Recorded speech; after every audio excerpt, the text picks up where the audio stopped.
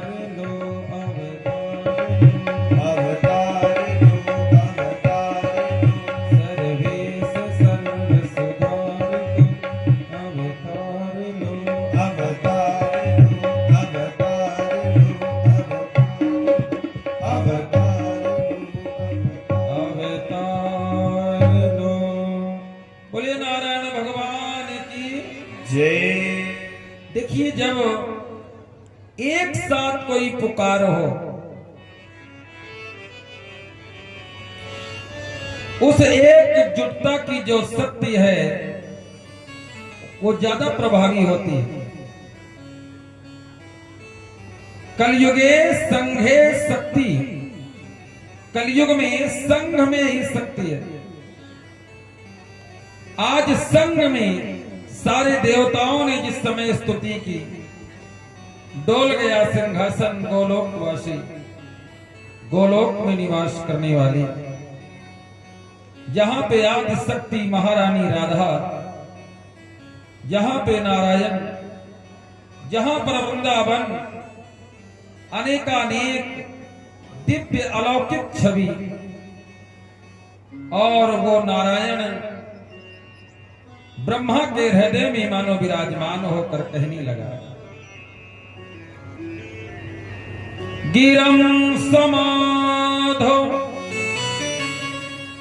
ब्रह्मा ने कहा, मेरे हृदय में बैठ करके परमात्मा जो जो कह रहा है मैं तुम्हें सुना रहा हूं देवताओं। गिरं समाधो गगने समीरितां निशम्य वेदास्त्रिदशानुवाच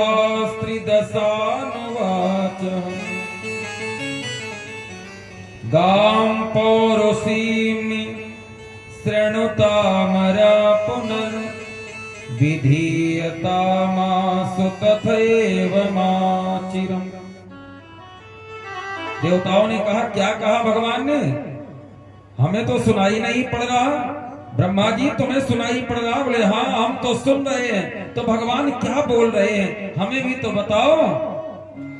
भगवान, वसुदेव गृहे साक्षात् भगवान पुरुषा परा जनिष्यते तत्प्रियार्थम संभवन्तु सुरस्त्रियः। वसुदेव गृहे साक्षात, वसुदेव जी के घर में माता देवकी के गर्भ से स्वयं भगवान प्रकट होकर के आएंगे। आप सब देवता ग्वाल बाल बन करके गोकुल में जाओ। तुम्हारी जो पत्नियां हैं देवताओं, ये सब गोपी बन करके ब्रज में भेजो। परमात्मा इन्हीं के साथ अनंत अनंत लीलाएं करेंगे। बड़े प्रसन्न देवता जय हो जय हो जय हो करते हुए देवता अपने अपने धाम की ओर। सुखदेव जी कहते हैं, राजन, भगवान की वाणी को सुना, वही परमात्मा मथुरा की जेल में आए। ये मथुरा का राजा कौन है? तो कहा, ये मथुरा का राजा है कंस। कंस ने अपने पिता उग्रसेन को सिंहासन से खींचकर नीचे गिरा दिया, जेल में बंद कर दिया, स्वयं सिंहासन पर बैठ गया। स्वयं एवं मृगेंद्रतः, मैं ही इस सिंहासन का राजा हूं और मथुरा का मथुरेश बन गया। कंस राजा बन गया। कंस की एक बहन जिसका नाम देवकी है। चलो अब थोड़ी देर मन लगाओ, बैठ जाओ, बस अब भगवान को आ जाने दो। मन लगाओ। जैसे देवकी मैया वसुदेव जी ने भगवान का दर्शन किया, वैसे आप लोग भी देवकी मैया बन जाओ और वसुदेव जी बन जाओ। भगवान का दर्शन। देवकी मैया का विवाह वसुदेव जी के साथ कंस ने कर दिया। बहुत सारा धन दिया। चतुःशतं पारिवर्हम् गजानां हेममालिनां। देखिए, हमारे शास्त्र और पुराणों में जब जब भी कन्याओं का कन्यादान हुआ है, तब तब दहेज दिया गया है। आज जो समाज में बड़ी विकृतियां हो रही हैं, थोड़ा सा इनको भी समझने की आवश्यकता है। कन्या के विवाह में दहेज देना गलत नहीं है। महाराज जनक ने जो दहेज दिया है, महाराज हिमांचल ने जो दहेज दिया है, आप नित्य मानस पढ़ने वाले महापुरुष बैठे हुए जो रोज मानस पढ़ते हैं, नित्य प्रति ये चरित्र आता है। हिमांचल ने दहेज दिया, राजा जनक ने दहेज दिया, यहां पर कंस दहेज दे रहा है। तो अगर दहेज गलत होता तो लोग विरोध करते उस समय भी, पर उस समय में और आज के समय में बस थोड़ा सा अंतर हो गया है। पहले दहेज दिया जाता था, अब दहेज लिया जाता है, बस इतना सा अंतर है। पहले पिता अपनी स्वेच्छा से कन्या के साथ दहेज देता था, आज के समय में वर का जो पिता है वो अपनी इच्छा के अनुसार दहेज लेता है, बस इतना सा अंतर है, ज्यादा अंतर नहीं है। इसलिए लोग अगर ये कहें कि दहेज देना गलत नहीं है। अगर गलत होता तो शास्त्र में बार बार दहेज दहेज शब्द ना आता। अंतर क्या है? कन्या का पिता अपनी इच्छा से दहेज देता था, आज के समय में परिवर्तन हो गया। आज के समय में वर का पिता जबरदस्ती दहेज लेता है, और जहां पे जबरदस्ती लिया जाएगा वहीं पर विरोध होता है। पहले के समय में सम समधी बना करते थे। सम समधी देखे हम आजू। सम माने बराबर, धी माने बुद्धि, जिसकी बराबर बुद्धि हो। बराबर बुद्धि कैसे हो सकती है? बुद्धि उसी की बराबर हो सकती है जिसमें लोभ ना हो। ध्यान से सुनना मेरी बात को। समधी शब्द का अर्थ क्या है? धी माने बुद्धि, सम माने बराबर। तो लड़की का, कन्या का जो पिता है, वर का जो पिता है, वो दोनों आपस में क्या बनते थे? बोले समधी बनते थे। दोनों की बुद्धि बराबर होती थी। क्यों? क्योंकि दोनों की बुद्धि में लोभ नहीं होता था। कन्या का पिता चाहता था आज अपनी बिटिया को मैं इतना दूंगा, इतना दूंगा, लोग देखेंगे। और वर का जो पिता वो सोचता था आज मेरे घर में बेटी की तरह बहू आ जाएगी। दोनों में लोभ नहीं है। एक देने की भावना धन की कर रहा है, एक लेने की भावना बहू की कर रहा है। जब ऐसी बुद्धि हो तो कहते हैं समधी। और जहां लोभ हो, भैया हमारा बेटा 1 लाख रुपए सैलरी महीने में कमाता है। कन्या का पिता कहता है भैया धन तो है नहीं, बोले तो खेतवा बेचो, खेत बेच के लाओ। अब तो बैंक में लोन मिलता, मतलब तुम घर से बेघर हो जाओ पर हमें तुम दहेज दो। तो ये समधी नहीं हुई है, क्योंकि दोनों की बुद्धि कहां टकराई? एक की लोभ की प्रवृत्ति में जा रही है। और ईमानदारी से बताओ, जो बिटिया का बाप खेत बेचकर अपनी बेटी का विवाह करेगा, क्या उसकी बुद्धि सद्बुद्धि रहेगी? वो जब भी देखेगा, जब भी वो बिटिया देखेगी, यही कहेगी ये राक्षस ससुर जिसने मेरे बाप को कंगाल कर दिया। क्या वो बेटी का भाव रख पाएगी बहू? क्या पिता के भाव से ससुर को देख पाएगी? फिर बराबर बुद्धि कहां रही? बराबर बुद्धि नहीं हुई। समधी का अर्थ जिसमें समबुद्धि हो, सद्बुद्धि हो। अब सद्बुद्धि नहीं, अब कुबुद्धि हो गई। और कुबुद्धि का ही परिणाम है कि आज परिवार में, हर घर में विखंडन ही विखंडन। दशरथ जी के चरणों में जनक जी पड़े हैं, क्या दें आपको? दशरथ जी ने कहा जितना दे दिया मैं वही कर्ज से डूबा जा रहा हूं। ये है समसमधी। जितना दे दिया हम उसी के कर्ज में डूबे जा रहे हैं। जनक जी कहते हैं हमने कुछ नहीं दिया, और जनक जी ने कितना दिया ये आप सब जानते हैं। सोचिए आप, तो दहेज देना गलत नहीं है, दहेज जबरदस्ती लेना ये गलत, ये समाज में कुप्रथा बंद होनी चाहिए। कन्या का बेटे, कन्या का पिता देना चाहता है। आज कंस ने दिया है दहेज, मैं गिना रहा हूं क्या क्या दिया है, सुने आप। चतो सतम 400 क्या दिया, पारिवर्हम गजानाम हेम मालिनाम, 400 दिव्य हाथी दिए। दिव्य हाथी तो हाथी ऐसे नहीं दे दिए, हाथी के सूंड में, हाथी के कंठ में, हाथी के पैरों में और हाथी के पीठ पर सोने से मढ़वाया है। गजानाम हेम मालिनी, हेम मालिनी, हेम माने सोना, सोने से मढ़वाया। 400 हाथियों का दान।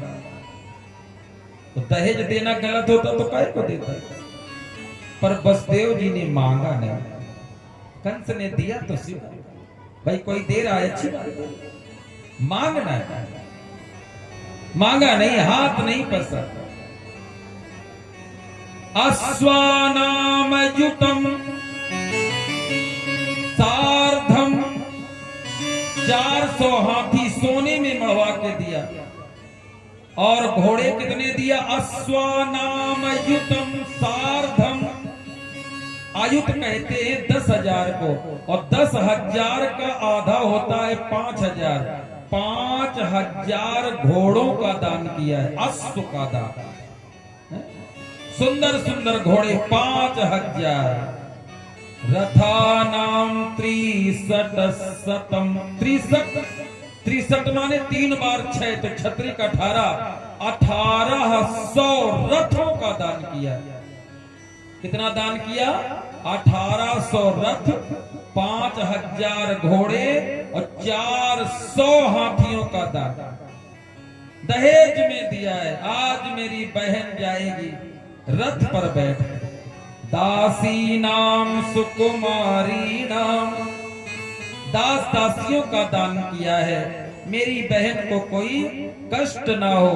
पर एक बात है, कंस बहुत प्रेम करता है छोटी बहन से। गले से लगाया, रथ पर बिठाया, सारथी से कहा ले चलो, मेरी बहन को विदा करो। मुड़ मुड़ करके देखती रही देवकी, भैया छूट गया, भैया छूट गया। हमारे माँ बाप तो भैया ही है। बहुत प्रेम करता। बहन को रोता हुआ देखा तो कंस दौड़ पड़ा। कंस ने सारथी से कहा नीचे उतरो, अपनी बिटिया को, बहन को मैं रथ चला के ले जाऊं, मैं ससुराल तक जाऊं। और कंस जैसे ही रथ पर बैठा, घोड़ों की लगाम पकड़ा, वैसे ही देवताओं ने खेल खेल दिया। अरे कंस, पथे प्रग्रहिणम कंस, मां भास्याः शरीर भा, अस्यास्त्वा अष्टमो गर्भो, हंतायां बहसे बुधा, हंतायां बहसे बुधा। अरे अबोध कंस, जिस देवकी को इतने प्रेम से विदा कर रहा है, इसी देवकी का अस्यास्त्वा अष्टमो, इसी देवकी का 8वां गर्भ तेरा काल होगा। बस इतना जैसे सुना कंस ने, क्षणे रुष्टा क्षणे तुष्टा, रुष्टा तुष्टा क्षणे क्षणे। दुष्ट व्यक्ति कब प्रसन्न हो जाए, कब नाराज हो जाए, भरोसा न करना। छोड़ दिया लगाम, रख दिया चाबुक, कूद पड़ा रथ के नीचे, पकड़ लिया देवकी के केस, खींच करके नीचे लाया, निकाल लिया तलवार, मारने के लिए। खंड खंड कर दूंगा, मेरे काल को जन्म देने वाली देवकी, मैं तुझे ही मार डालूंगा। जब तू मर जाएगी तो काल कहां से जन्म लेगा। वसुदेव जी ने कहा भैया मौत से कोई बच नहीं पाया। अच्छा तो हमें उपदेश करते हो। आकाशवाणी ने कहा देवकी का 8वां बेटा हमारा काल होगा और हमसे कहते हो मौत से बचने। मैं बचूंगा मौत से, मुझे कोई नहीं मार सकता। मैं अजर और अमर होना चाहता हूं। ये दुष्ट की भाषा है। जो अत्याचारी होता है, दुष्ट होता है, उसकी भाषा है ये। मैं दुनिया को मार डालूंगा पर मुझे कोई न मार पाए। मैं कितनों के घर उजाड़ दूंगा पर मेरा घर न उजड़े। मैं दूसरे को मारूंगा तो हंसूंगा, जब मुझे कोई मारेगा तो मैं रोऊंगा। दूसरा जब मरता है तब हंसी आती है और जब तुम मरते हो तब।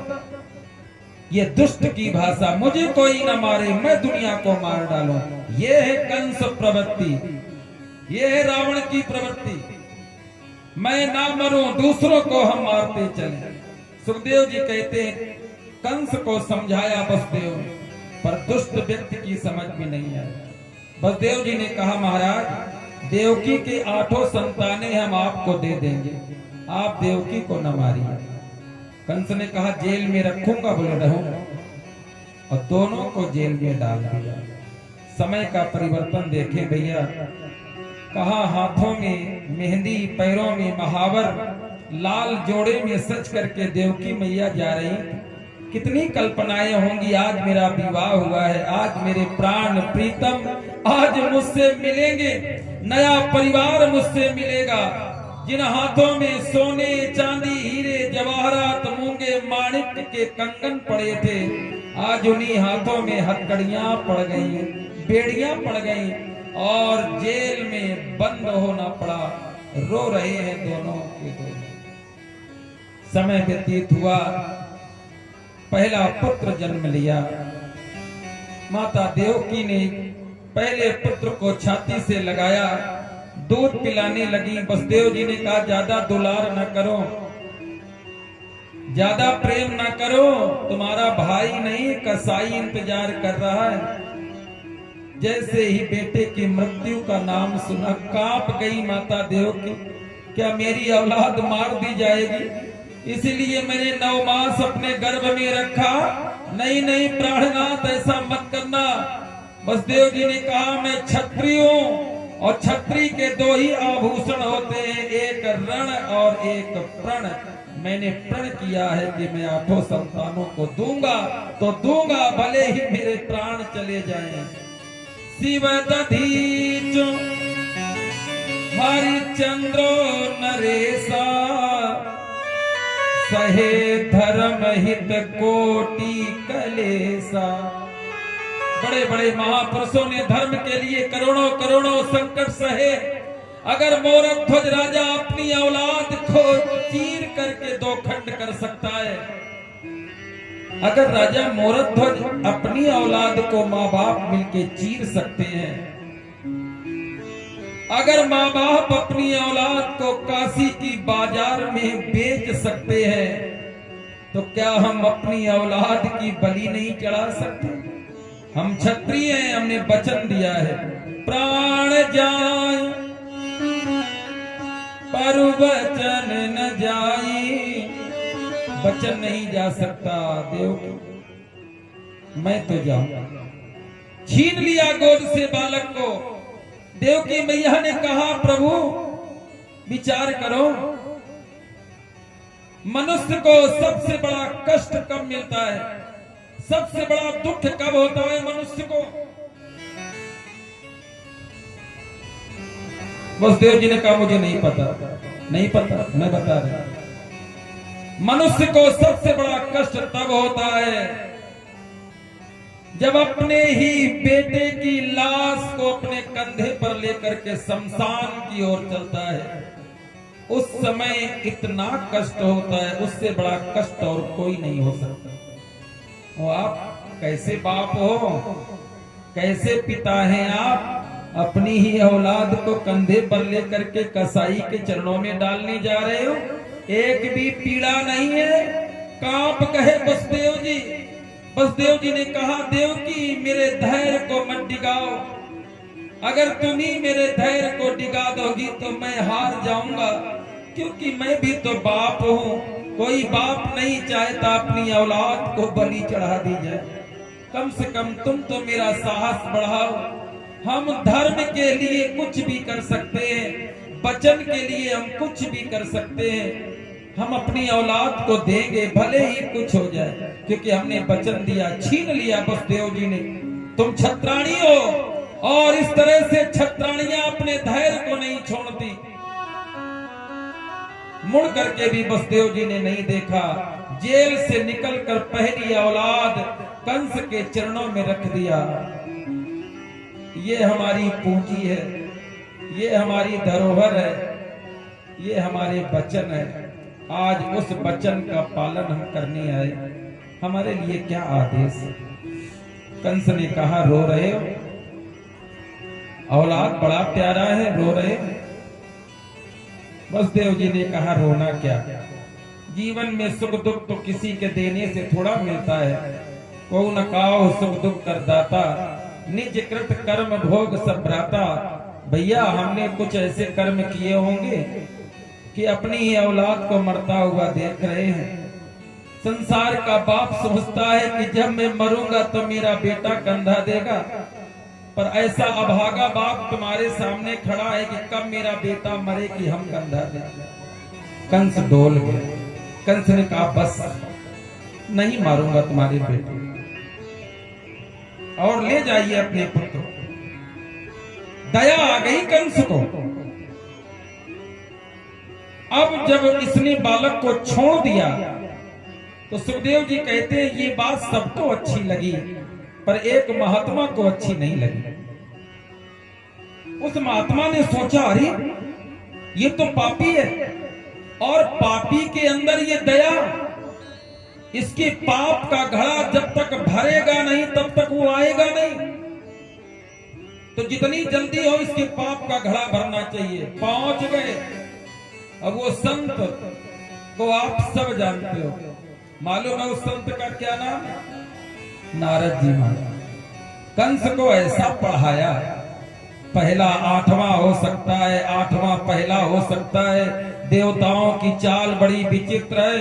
और कंस तो कंस, मूर्ख और संख, ये दोनों दूसरे के फूंकने से बजते हैं। मूर्ख दूसरे के फूंकने से बजेगा, कंस दूसरे के फूंकने से बज रहा मूर्ख, और संख भी दूसरे के फूंकने से बजता। मूर्ख व्यक्ति में स्वयं का विवेक नहीं होता, जो दूसरा फूंक दे बस वही बजने लगता है। कंस को फूंक दिया नारद जी ने, बड़े प्रसन्न। कंस ने तुरंत एक नहीं दो नहीं देवकी के 6 बालकों को मारा। 7वें के रूप में शेषावतार। धैर्य टूट गया देवकी वसुदेव का। तब 8वें रूप में भगवान का आगमन हो गया। 8वें पुत्र के रूप में भगवान आए हैं, चतुर्भुज रूप धारण करके। देवकी वसुदेव दोनों ने